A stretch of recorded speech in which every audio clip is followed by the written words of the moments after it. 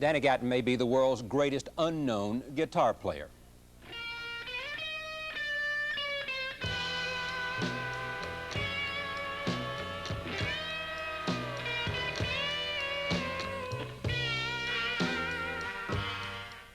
At age 43, this gritty guitar player appears to be finally emerging from obscurity for a variety of reasons, some personal and some having to do with plain bad luck. Danny Gatton has never released an album on a major record label, but his guitar work is as quick as lightning and his range is legend.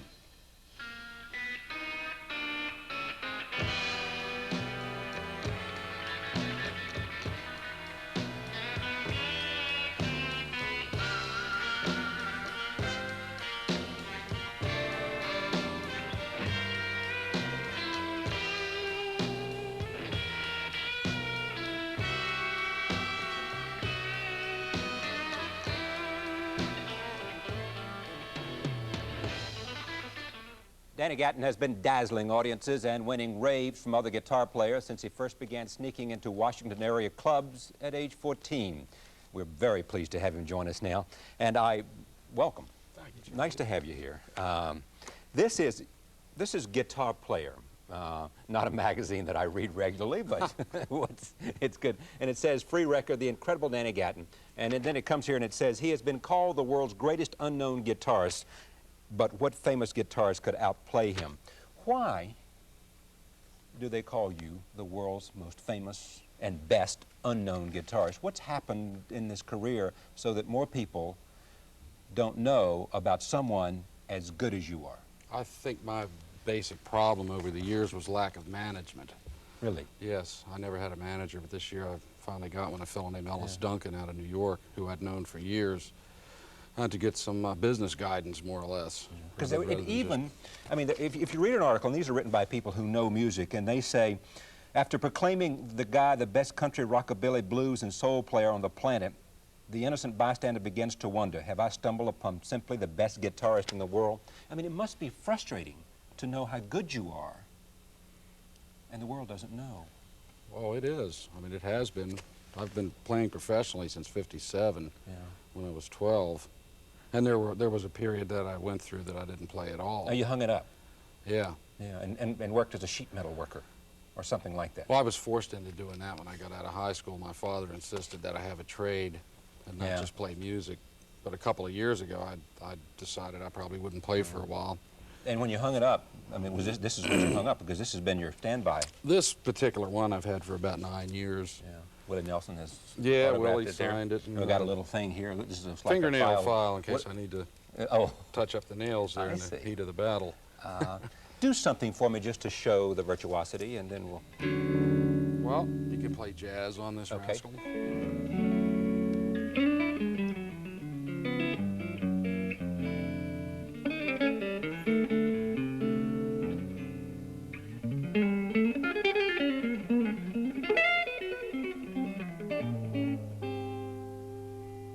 Change of the tone, you could go.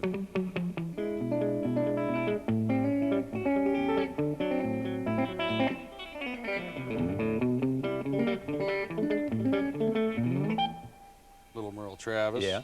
Another change of the tone, you can play the blues.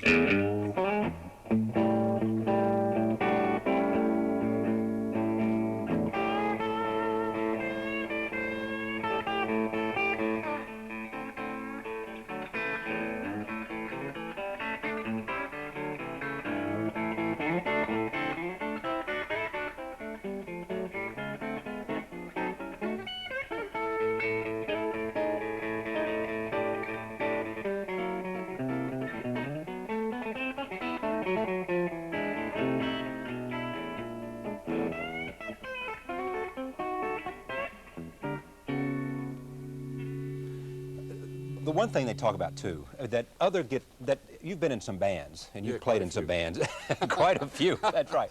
But that you got fired sometimes, they say, because you were so much better than the other musicians that they were embarrassed. No, you think that's lower or apocryphal? No, that never happened. I think what you're alluding to is getting fired from the clubs because we drew too many people. Oh, is that right? Yeah, that's what happened. You mean so many people want to come in and see you? That Yeah, the clubs in smaller places, and they couldn't handle the volume of people. Yeah. And particularly at Gallagher's on Pennsylvania Avenue here in Southeast. In D.C., we played there for a couple of years. And because it was a small place and, you know, the word got out, they didn't even advertise it. It was just a madhouse. So they couldn't handle the volume, so they said, you got to go, but the band can stay. Yeah. But see, it just stuns me.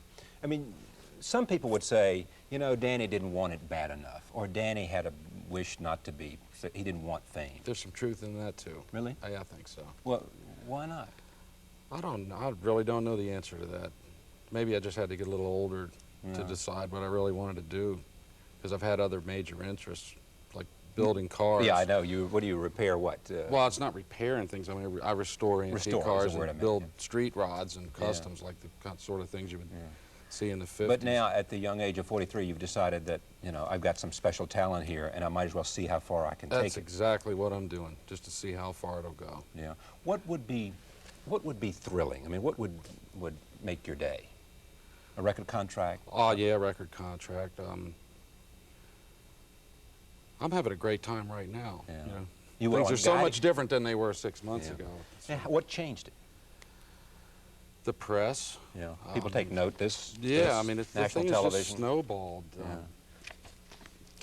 I think Guitar Player magazine was, I think, were the first people that became This interested.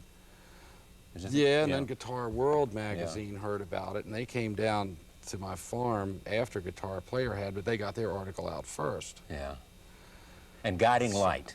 How did that happen? You were on the soap opera called Guiding Light. Was that CBS? Yes, it'll be on this Friday and Monday, the 18th and the 21st. All right, of August. And, yes. and what happened? The guy comes in, let's see, the husband of the head writer. The head writer is a big fan. Who is a fan, yes, Yeah. correct. And he approached me in a club And last said, winter and introduced himself and said that my wife's the head writer from the Guiding Light, and we'd like to know if you'd consider doing a cameo appearance. And I thought, yeah, sure, pal. Sure, pal. Sure. Right. We've heard that before. How many times? Right. Make you a star. Here, call Ellis. And it turned out to be true. Yeah. And so you had to say, and not only did you play, we had a couple of speaking lines, or more than a I couple. was written in as myself. I mean, they really blew it up big time, you know. One of the things they talk about with you is how fast you are, that you may have the fastest hands in the business. Well, this there's is a not lot of guys test. that I are know, real I know. fast. This is not a test, and that's a little bit embarrassing. But as we go to the break, would you demonstrate a little bit of that for me? Well, Something that calls on a virtuoso performance with dazzling just right on the finger spot. work. Yeah, right.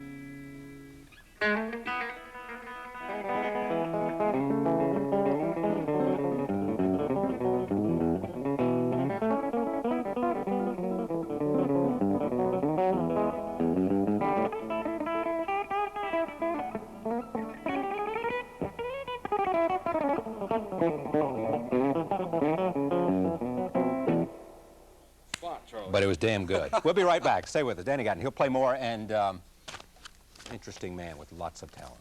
Right back in a moment.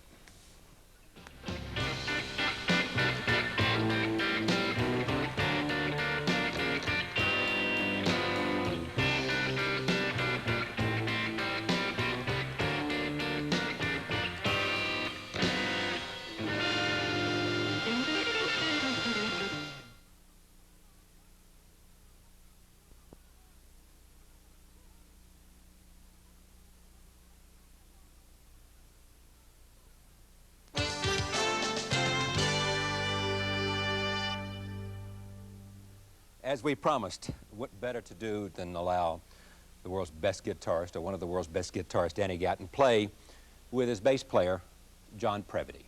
Here they are.